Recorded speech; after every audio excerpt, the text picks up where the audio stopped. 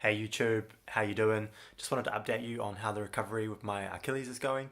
So it's now over 4 weeks since I ruptured it playing touch rugby, and I've had a really good week. This week went into the private hospital and saw the orthopedic surgeon, and I'd had the ultrasound done the previous week. So this was getting the results from the ultrasound, which I was really excited and interested in finding out about. So what the ultrasound actually showed is quite surprising in that I've got a partial rupture, so some of the fibers are actually intact. They weren't sort of like able to say with any real certainty how much, but they think that maybe 20% of the fibers are intact in places. So that's like quite good news for me in terms of better that than like a complete blow or a full rupture. But at the same time, it's I don't think the severity is sort of like decreased because returning negative results on the Thompson test and everything else, it shows that it's properly gone.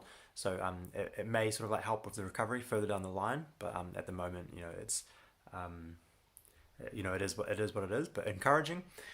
It showed that there was quite a bit of swelling at what they call I think it's called the musculo-tendinous joint, which is where the tendon joins the muscle, and there's a chance that it's like torn or something in the calf up there, but nothing sort of like abnormal for me. And what else happened? I got to take out one of my wedges, the first wedge from my boot, which was cool. So I started off with three 1 centimeter wedges, and now I'm down to two.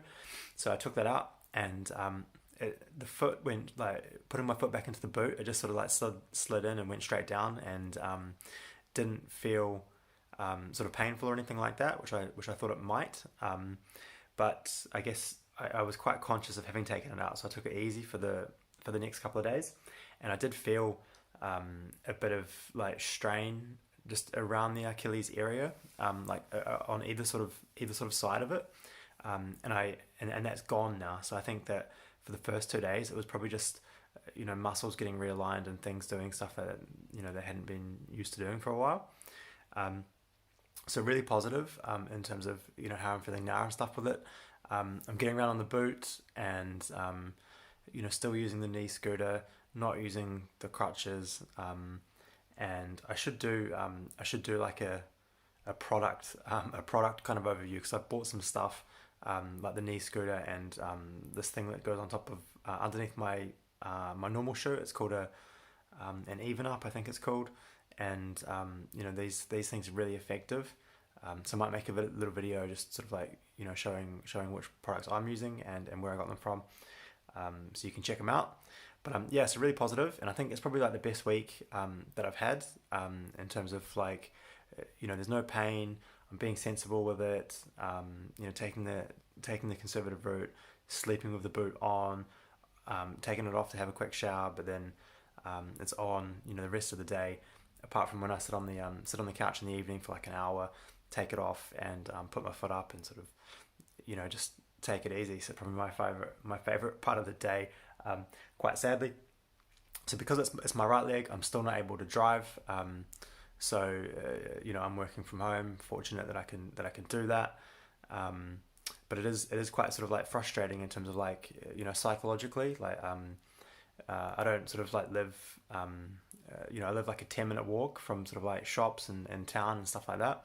So it's too far to go under my own steam. So I've got to Uber or cab in. Went into London the other night to catch up with some mates, and took the knee scooter in for that. And you felt like a bit of a dork, like on the railway platform and on the train and stuff, getting around on this thing. But it's definitely worth it in terms of it allowed me to sort of go to places that I wouldn't have been able to get to under my own steam. So definitely recommend it. And you do get some people, sort of like younger guys and stuff, like, well, probably my age or a bit younger, chucking up some comments and being wise guys and stuff. But it's all part of it. So it gets me out of the house and stuff. So that's all good. So yeah, that's about it in terms of what's been going on. Quite a quiet week.